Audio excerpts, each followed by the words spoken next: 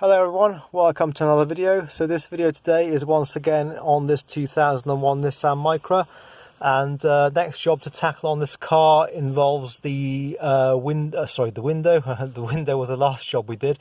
Door lock, I should say, on the driver's side. It doesn't lock either from the inside. I'll just show you what it does.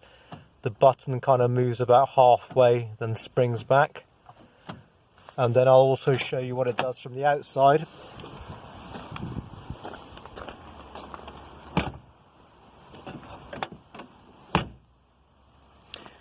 As you can see, the key thing is at a bit of an angle. I don't know at the moment whether that's something relevant or not, but if I try to lock it,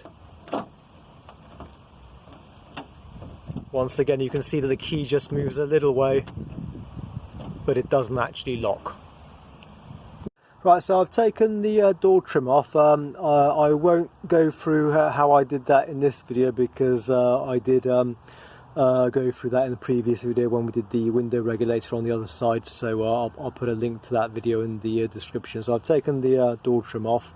I've also taken this security guard off. There's some obvious screws that you need to take off to get this technically free from where it's fixed, and then there's also a bolt down here that holds the bottom of the window runner. You need to take that out, but then after you've done that, it still takes like quite a big yank to get this out, but you can. So I've done that.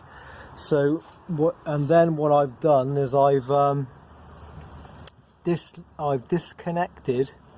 This is going to be difficult to film, but I've basically disconnected. Don't know how well that's coming out. I have disconnected the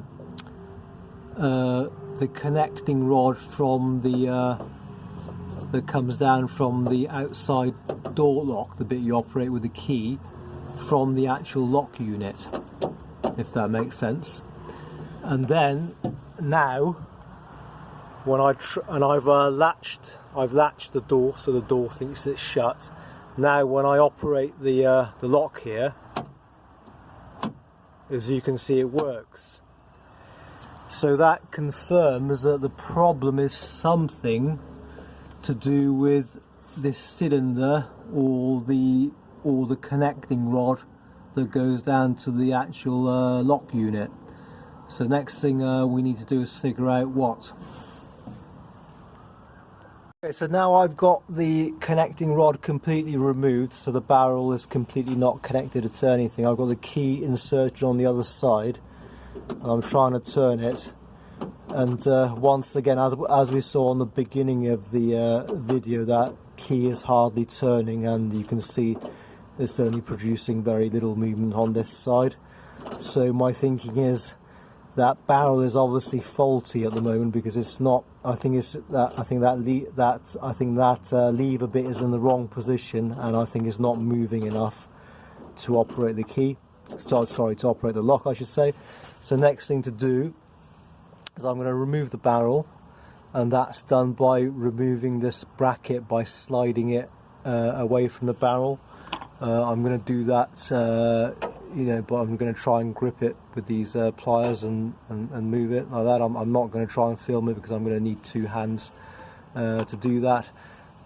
So once I've taken that off, I'll have a look at it, see if I can sort it out, and and I'll come back to you guys in a bit. Okay, so here's the barrel out, and what I think is going on is I think the barrel and the key are both worn. So it's very sticky, and I think that's why it wasn't moving earlier. But actually, now that I've got it out, you can actually force it around past that sort of stickiness. And actually, as I've been trying it backwards and forwards, it's been getting better. And what I'm going to do next is try lubricating it with this like GT85 stuff. This stuff is supposed to be sort of particularly formulated for locks, but to be honest, I think if you use WD-40, it'd be pretty much the same thing. But I'm going to try lubricating it with this anyway.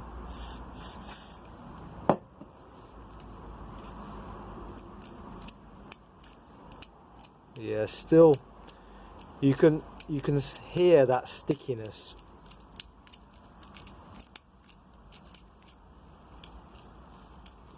Let me try a bit more.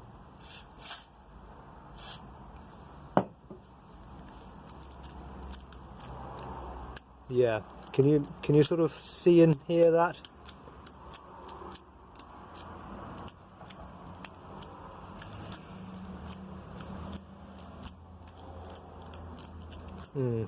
Okay, well, I'm just going to mess around with that a bit more off camera, and then I'll have to make a decision as to whether it's worth putting back on, or is maybe better to replace it. But let me just mess around with that a bit more off camera. Hey guys, so I'm pleased to say that a combination of the lubrication and just like manipulating it backwards and forwards has got that cylinder working at an acceptable level. So I put it back on just to sort of demonstrate to you. There's the door locked, open, locked again, open again. So yeah, great, fixed. I mean, I'm pleased about that, because I always like a no parts repair if possible. In fact, we had a no parts repair on the window regulator that we did on the last job, and it's nice to have a second no parts repair. If you did want to replace it, they're actually quite cheap to buy, these cylinders on eBay. They're obviously non-genuine, but on eBay I've seen them. You get a pair. You can buy a pair of cylinders with a key and a spare key for just a tenner. So you might just want to replace it. But I thought, seeing as I got it working okay, why not keep the original part? And that way, it means that obviously the ignition key does the doors as well. So so that's the benefit too. Anyway, so alright guys, I'm going to finish it off there. As always, hope you found the video interesting and useful, and I look forward to catching you guys on the next video soon.